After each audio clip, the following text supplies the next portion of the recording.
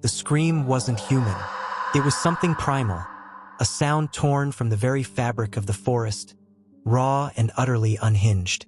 It cut through the crisp mountain air like a jagged knife, silencing the crickets and sending a shiver down my spine that had nothing to do with the pre-dawn chill.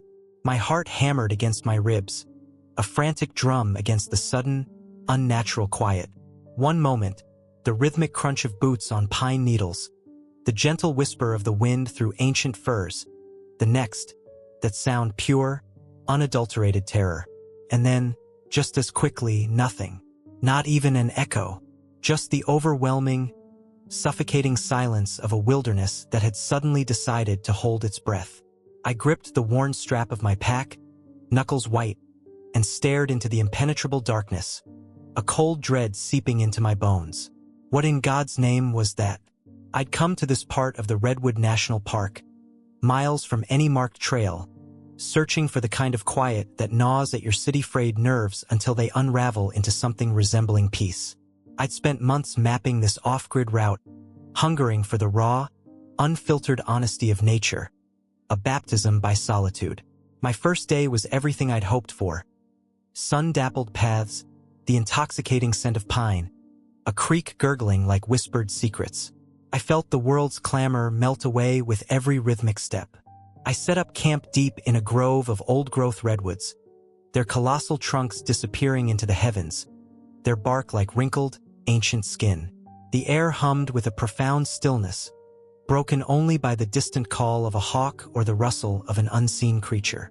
As dusk deepened, a mist began to weave through the trees, a ghostly tapestry turning the forest into a shadowy, sacred place. I cooked a simple meal over my small stove, the glowing embers casting dancing shadows that felt comforting, not menacing. That was until the light started to fade. Then the quiet shifted. It wasn't just the absence of sound. It was a heavy, watchful silence, pressed in a physical weight on my chest. Every tiny sound outside my tent, a leaf falling, a branch groaning, magnified into something sinister. The wind, when it came, wasn't a gentle sigh but a low, mournful moan that seemed to carry faint whispers, just at the edge of hearing, like cold breath on my neck. I pulled my sleeping bag tighter, a knot of unease coiling in my gut. This wasn't the nature I knew. It was something else, something with teeth. I must have finally slipped into a fitful sleep because that's when the scream ripped through the pre-dawn air. It wasn't an animal caught in a snare. It was too human, too raw in its despair. It was the sound of utter, soul-shattering terror, a sound that sliced through the stillness and hung in the air like a poisoned cloud. Then, abruptly, it vanished. No follow-up, no thrashing, just a void where sound had been. My heart hammered, a frantic drum in the sudden, suffocating quiet. I lay paralyzed, every nerve screaming, my mind trying to grasp at logic where only primal fear resided. Minutes stretched into an eternity. With the first sliver of bruised dawn, a fragile courage sparked within me. I had to know.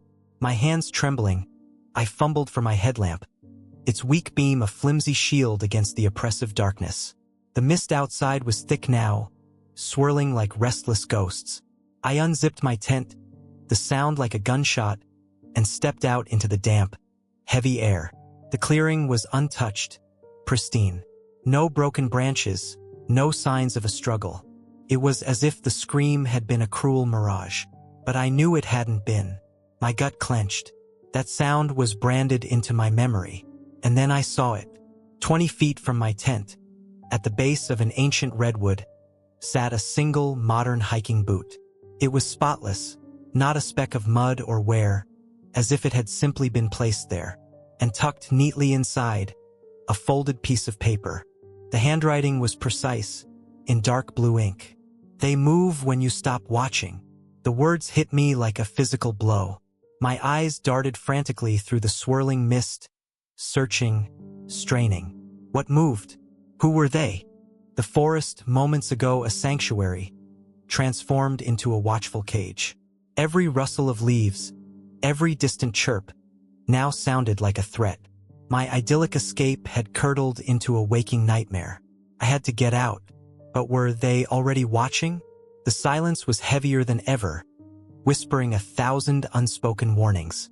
I clutched the note, the thin paper feeling like a lead weight, and the cold dread settled deep in my bones. I shoved the boot and note into my pack, my movements clumsy with panic. My sole thought was escape. I oriented my compass north, towards the main access road, and started walking, then running. The mist grew thicker, an opaque curtain reducing my world to a suffocating tunnel. This wasn't normal fog. It was too dense, too persistent. It felt complicit, a silent accomplice to whatever lurked unseen. Then came the sound. A low, rhythmic thump-thump-thump. It was faint at first, then growing louder, closer, like a slow, deliberate heartbeat. It wasn't an animal. It was too heavy, too unnatural, accompanied by a faint, sickening scrape, like something being dragged over rough bark. My blood froze. I peered into the white void, but saw nothing. The thumping, however, seemed to come from all directions at once, a suffocating vibration through the very air. And then I saw it. A flicker, a distortion in the mist. A shape, impossibly tall and slender, darker than any shadow, gliding silently. It wasn't walking. It flowed, like smoke given form, unnatural and terrifying. It didn't seem to acknowledge me, yet its presence was a suffocating weight. Couldn't breathe. My mind screamed, not human. Just as quickly as it appeared, it vanished, dissolving back into the swirling whiteness. But the thumping continued, pulling me deeper into the heart of the forest's unknown. I ran, blindly, fueled by pure, unadulterated terror, my ankle twisting, my lungs burning. The forest closed in, trees growing denser, branches interwoven like bony fingers. The ground became marshier, sucking at my boots with a sickening squelch. I was hopelessly lost, trapped in an endless, repeating green maze where every direction looked identical. Despair began to set its icy tendrils around my heart. Just as my legs threatened to give out, the trees opened into a small, eerily circular clearing. It was an unnatural space, too perfect, too bare. In its center stood an ancient, gnarled oak, its branches like skeletal limbs reaching towards the dim, bruised sky. This was the second location. A cold gust of wind, carrying a faint, metallic tang like old pennies, swirled through the space. And hanging from the oak's lowest branches were small, crude effigies. Dolls made of twigs and dried leaves, bound with twine. Their heads simple, round stones marked with faded, ritualistic symbols. They twisted gently in the chilling breeze, like macabre ornaments. My stomach lurched. This was deliberate. This was a ritual. One effigy, swaying closest, had a tarnished silver locket pinned to its chest. My morbid curiosity, a whisper louder than my fear, pulled me closer. The locket was open, revealing two tiny, faded photographs. One was of a smiling young man, his eyes bright, full of life. The other was blurred, but the man's face, it was clear. And then, the breath caught in my throat. It was the face of the man from the hiking boot. The very boot now in my backpack. My blood turned to ice. This wasn't a coincidence. This was a horrifying, undeniable connection. He had been here, the person whose scream I'd heard, the person who had left their boot and that chilling note. He had been here, and something unspeakable had happened to him. Was I the next effigy? But the thumping continued, pulling me deeper into the heart of the forest's unknown. I ran, blindly, fueled by pure, unadulterated terror, my ankle twisting, my lungs burning. The forest closed in, trees growing denser, branches interwoven like bony fingers. The ground became marshier, sucking at my boots with a sickening squelch. I was hopelessly lost, trapped in an endless, repeating green maze where every direction looked identical. Despair began to set its icy tendrils around my heart. Just as my legs threatened to give out, the trees opened into a small, eerily circular clearing. It was an unnatural space, too perfect, too bare. In its center stood an ancient, gnarled oak, its branches like skeletal limbs reaching towards the dim, bruised sky. This was the second location. A cold gust of wind, carrying a faint, metallic tang like old pennies, swirled through the space. And hanging from the oak's lowest branches were small, crude effigies. Dolls made of twigs and dried leaves, bound with twine. Their heads simple, round stones marked with faded, ritualistic symbols. They twisted gently in the chilling breeze, like macabre ornaments. My stomach lurched. This was deliberate. This was a ritual. One effigy, swaying closest, had a tarnished silver locket pinned to its chest. My morbid curiosity, a whisper louder than my fear, pulled me closer. The locket was open, revealing two tiny, faded photographs. One was of a smiling young man, his eyes bright, full of life. The other was blurred, but the man's face, it was clear. And then, the breath caught in my throat. It was the face of the man from the hiking boot. The very boot now in my backpack. My blood turned to ice. This wasn't a coincidence. This was a horrifying, undeniable connection. He had been here, the person whose scream I'd heard, the person who had left their boot and that chilling note. He had been here, and something unspeakable had happened to him. Was I the next effigy? I stumbled back, tripping over a root, landing hard. Pain shot up my leg, but I barely felt it. They move when you stop watching. I hadn't been watching the edges of the clearing. I'd been fixated on the locket. Had they moved? Had they closed in? I scrambled to my feet, ignoring the throbbing pain in my ankle, and turned blindly, desperate to escape this cursed place. The forest swallowed me again, the dense foliage closing behind me like a gaping maw. I ran, faster than ever, the metallic tang of the clearing clinging to the air, a chilling reminder. The thumping was gone, replaced by a suffocating silence that felt even more ominous, like a predator stalking its prey. Hours passed, or perhaps only minutes. Time had lost all meaning in this oppressive, endless green. My ankle throbbed, a dull, constant ache that grew sharper with every clumsy step. Thorns ripped at my clothes, branches slapped my face, leaving stinging welts. I was utterly, hopelessly lost. My compass, my map, they were useless in this featureless expanse of trees and mist. Every direction looked the same, a relentless repetition of towering trunks and swirling gray. Despair began to creep in, a cold, insidious enemy. I was just another statistic, another lost soul swallowed by the untamed wild. Then, through a sudden break in the mist, I saw it. A structure, man-made. My heart leaped with a frantic, desperate hope.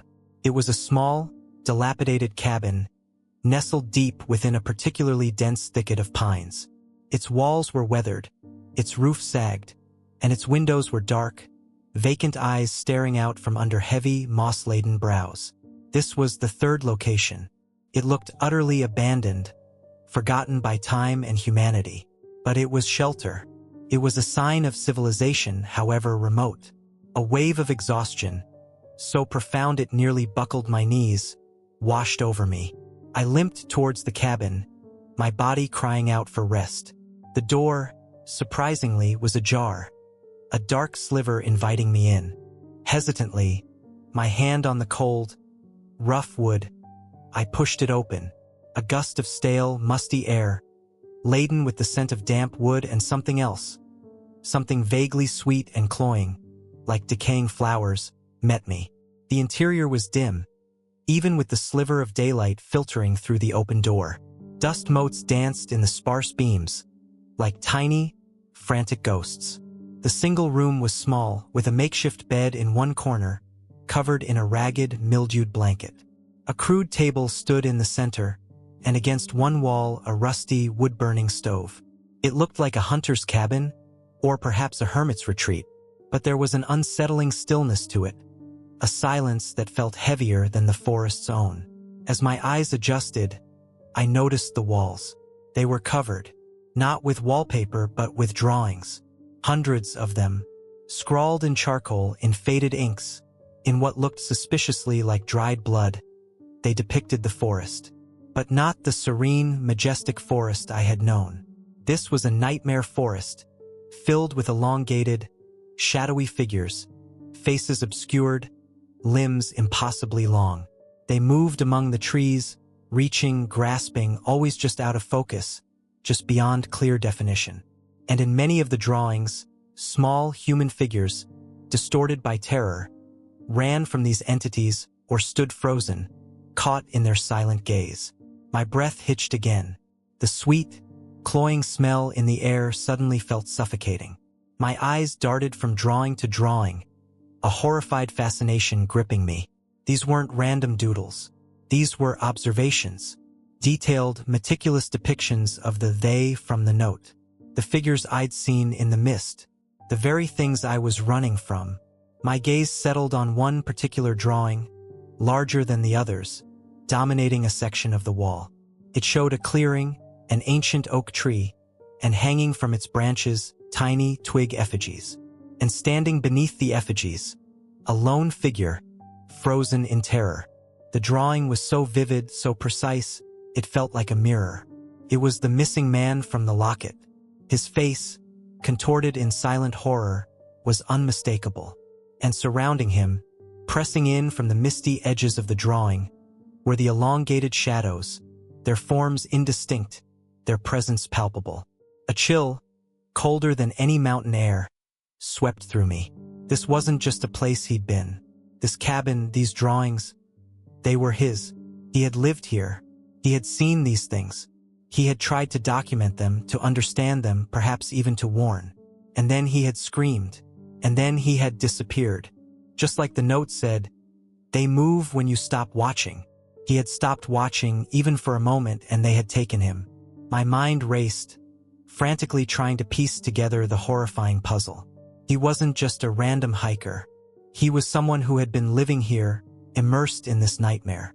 These drawings were his desperate attempt to grapple with the inexplicable. My gaze fell upon the table in the center of the room. Amidst a scattering of dried leaves and dust, lay a journal. A small, leather-bound book, its pages yellowed with age, but clearly well-used. It was open. My hand trembled as I reached for it. Every instinct screamed at me to run, to leave this place and its dark secrets. But a stronger, more primal urge, a need to understand, to know, compelled me forward. This journal, this man's final thoughts, might hold the key. The answers I so desperately feared, yet so desperately needed. The pages were filled with a neat, precise handwriting, the same hand that had written the note in the boot. He had indeed been documenting his experiences. The entries started innocently enough, observations of the forest, the changing seasons. But then a gradual shift, references to feelings of being watched, strange sounds in the night, shadows that lingered too long. The language became more frantic, the descriptions more detailed, more terrified. My blood ran cold, matching the words on the page to my own terrifying experience. The chilling logic of it settled in my gut, a heavy, nauseating weight. The scream. He must have looked away, just for a second. That desperate, raw sound. It was the sound of someone realizing their mistake, of knowing they were utterly lost to something unimaginable. He wrote about the effigies. They mark the places where they have taken a soul. A grim monument, a twisted reminder for those who might follow. He described finding a locket at one such site, a locket that held a picture of a man, his eyes bright, full of life.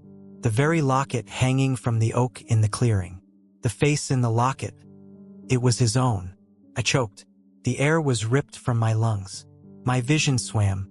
I reread the sentence, my eyes frantically scanning, convinced I had misread it. But the words were stark, undeniable. The locket held a picture of a man, his eyes bright, full of life. The face in the locket. It was his own. This wasn't the man I'd seen in the photograph. This was the man writing the journal. He had found a locket with his own picture in it. I dropped the journal, scrambling back from the table as if it were a venomous snake. It landed with a soft thud, pages fluttering open. My eyes darted to my backpack, still leaning against the wall. The worn leather of my hiking boots, the familiar fabric of my pack. My heart pounded, a frantic, desperate bird against the bars of a cage. I fumbled for the side pocket, pulling out the single boot I had found. It was my boot, identical in every scuff, every worn stitch, and the paper inside, the note. "They move when you stop watching," written in my handwriting. A scream built in my throat, hot and raw, but it never escaped. It was strangled by a terror so profound it silenced me. The first scream, the one that had ripped through the pre-dawn silence. It hadn't been a stranger's. It had been mine. Premonition. An echo from a future that had already been set in motion. My past self. The man in the locket. He had entered this forest, seeking peace.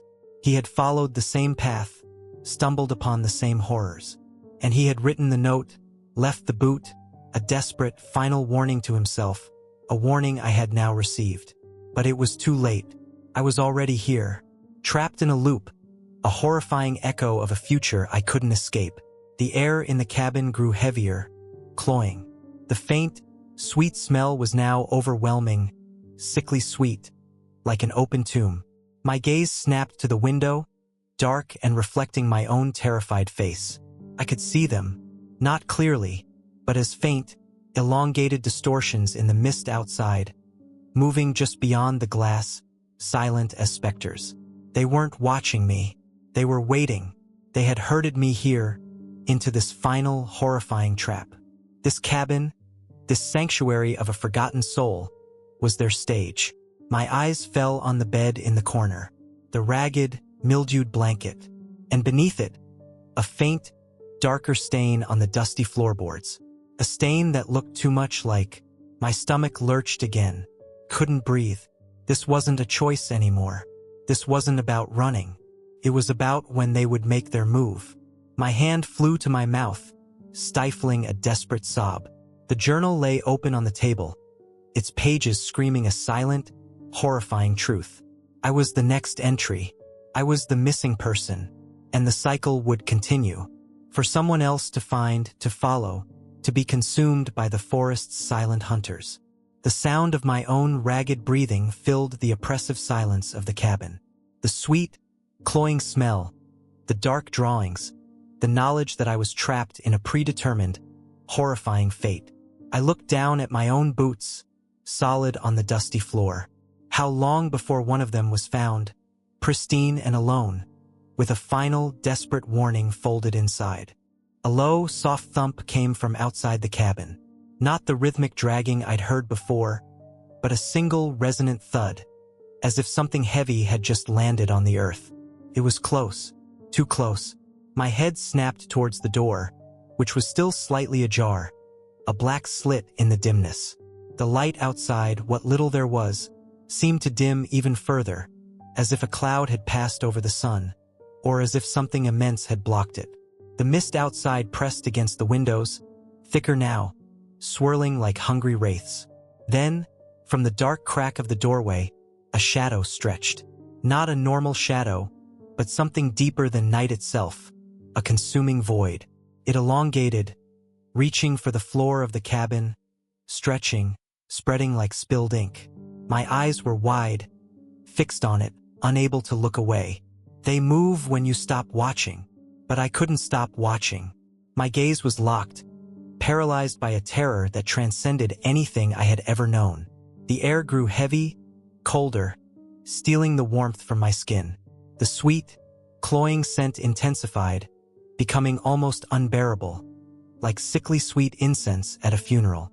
The shadow continued to pour into the cabin, a silent, encroaching tide of nothingness.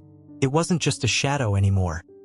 It was an absence, a void that swallowed light, that devoured sound. It pulsed, faintly, like a vast, unseen heart.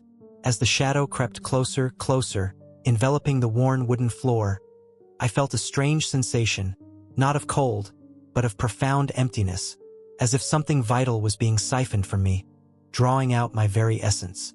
My memories, my thoughts, my identity. They felt thin, translucent, like smoke dissolving in the wind. A deep, resonant hum, too low to be heard with ears, vibrated through my bones, shaking me to my core. It was the sound of true oblivion. My gaze, still fixed on the encroaching void, caught a final, horrifying detail. As the shadow consumed the threshold, a single, pristine hiking boot, identical to the one in my backpack, seemed to materialize at its edge. It sat there, upright, perfectly clean, a silent, macabre offering. And beside it, a folded piece of paper, stark white against the gloom. The words echoed in my mind, a final, chilling whisper, not my own, but the echo of the forest's ancient, inescapable truth. They move when you stop watching. And as the shadow finally touched my own feet, a quiet, profound darkness enveloped me, not with pain, but with an immense, terrifying stillness. The last thing I felt was the complete, utter cessation of all sensation, all thought, all self. Just the profound, absolute silence of the woods. The familiar rules no longer applied, and I was gone,